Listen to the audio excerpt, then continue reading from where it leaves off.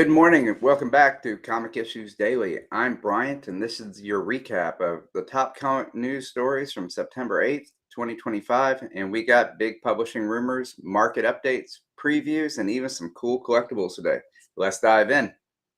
Our top story today is DC's KO and a new 52 reboot speculation.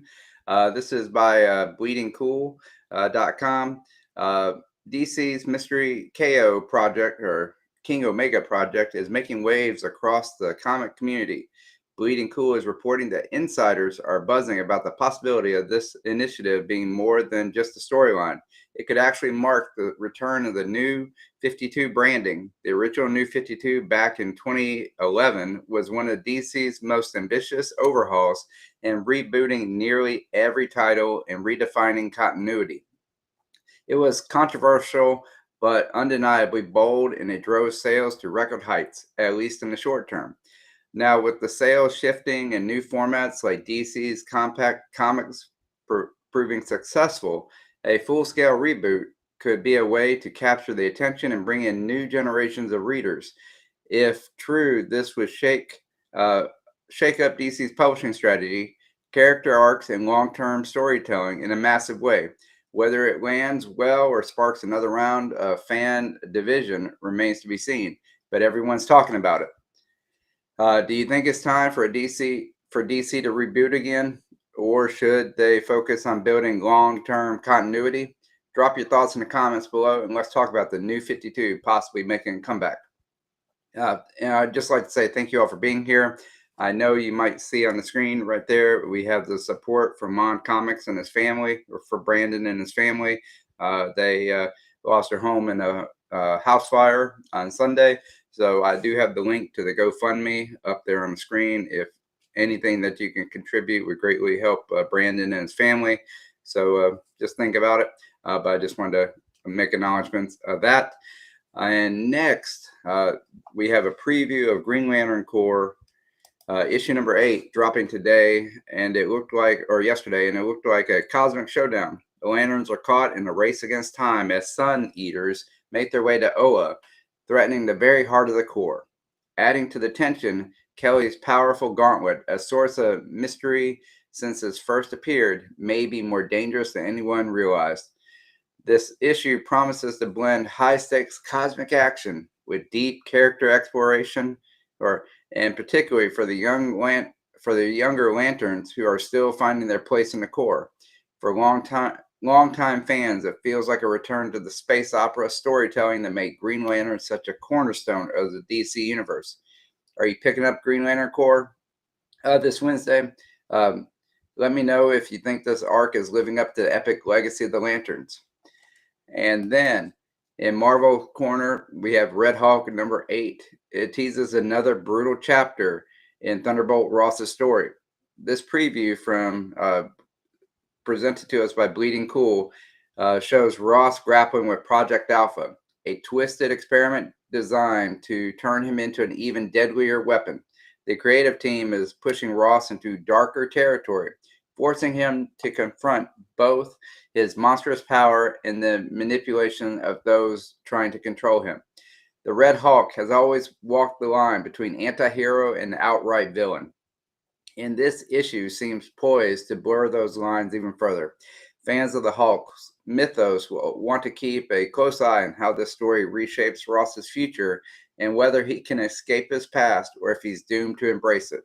Smash that like button if you've been following Red Hulk's current run, and let me know in the comments if you think Ross deserves redemption or if he's past state, or if he is past savings. And then from artist David Menendez, or Marquez, sat down with AIPT to discuss his upcoming tie-in series, Sinister 6, part of Marvel's Age of Revelation events. This lineup have Havoc, Domino, Phantom X, Omega Red, Black Cat, and Venom read like an unpredictable mix of rogues and reluctant allies. Marquez describes how this series isn't just a team-up book, but a deeper dive into moral compromise, survival, and what happens when anti-heroes are thrown into situations designed to break them. The Sinister's Six angle nods to Marvel's classic villain team up while carving out a darker, edgier space in the current X-Men line. With Marquez art style lending a cinematic feel, this miniseries could easily become a fan favorite. If you're hyped for this twisted X-Men lineup, hit subscribe so you don't miss my breakdown of the first issue when it drops. All right. Okay. All right. And then from AIPT, they delivered this week's weekly Judged by the Cover showcase, and it features for the eyes, and it's a feast for the eyes. This week's highlights include variant covers from Punisher Red Band #1, the Undead Iron Fist 1, Batman Dark Patterns 10. The article digs into the visual storytelling and artistic choices, giving fans insight into why certain covers stand out on the shelves. Variant covers continue to play a big role in the collector market, and features like this help fans and speculators alike decide what's worth grabbing. For anyone looking to pick up books this Wednesday, this preview is a helpful guide. Which upcoming cover is your favorite this week? Comment below and with your top pick, and let's see if we can predict the next hot variant together. And then this is also from API, in a crossover of comics and collectibles. DC's Trinity, Wonder Woman, Batman, and Superman are being immortalized by the U.S. Mint. These official coins blend numismatic art with comic fandom, featuring highly detailed designs that are likely to appeal to both the coin collector and superhero fans. While not traditional comic releases, moves like this show just how far comic culture has embedded itself into mainstream collectibles. Expect these to be hot items for fans who want a tangible, lasting way to celebrate these heroes outside of the pages. I did look at this, and they do have a monetary value to them. They are actual currency. I saw in the Wonder Woman coin, I think it had a $50 value, but they are made of some precious metals, I believe, too. So they do actually have a significant price tag go with them. Just FYI. Would you add superhero coins to your collection, or do you stick strictly to comics?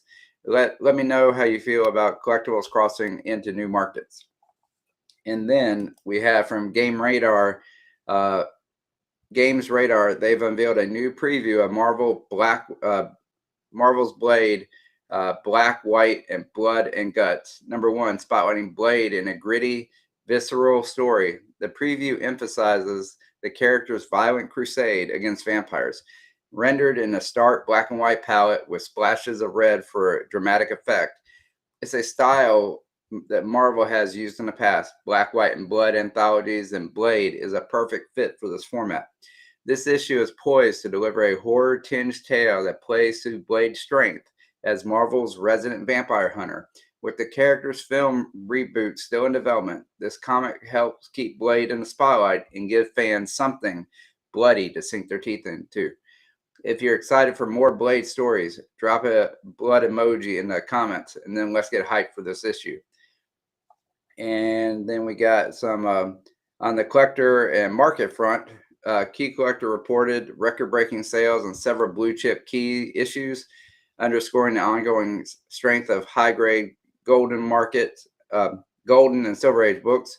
Meanwhile, Go Collect 2025 market overview showed Golden Age values raised by 5.4%, while Modern Age books dropped over 10%, reflecting collectors' caution in new books. ICB2 added another fascinating trend. Horror graphic novels are up 25% year over year, showing major growth in one of the comics' most enduring genres.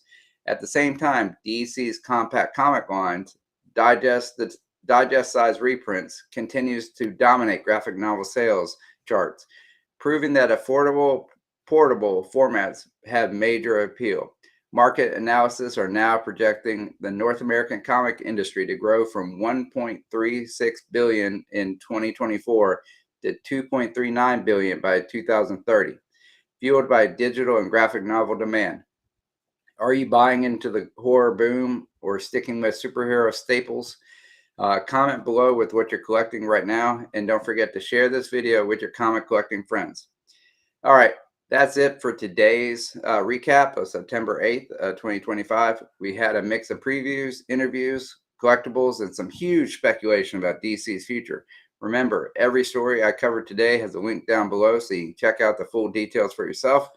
Don't forget to like, subscribe, and ring the bell notifications so you never miss a daily recap. And of course, check out our channel sponsor, Ron's Comic Closet. And if you use code I Have Issues, you'll get 20% off your first purchase. That's a great way to support the channel and you're collecting at the same time. I'll see you tomorrow with the next round of stories. Until then, keep flipping those pages and stacking those slabs. All right, have a good one, and I'll see you later. And also, this Sunday, I am going to be interviewing Matt from Heroes for Hire Comics Club on the Comic Channel Origins podcast or YouTube video. That'll be at 6 p.m. Central Standard Time or 7 p.m. Eastern Standard Time this Sunday. So be sure to check that out. And I will see you in the next one. And have a good day.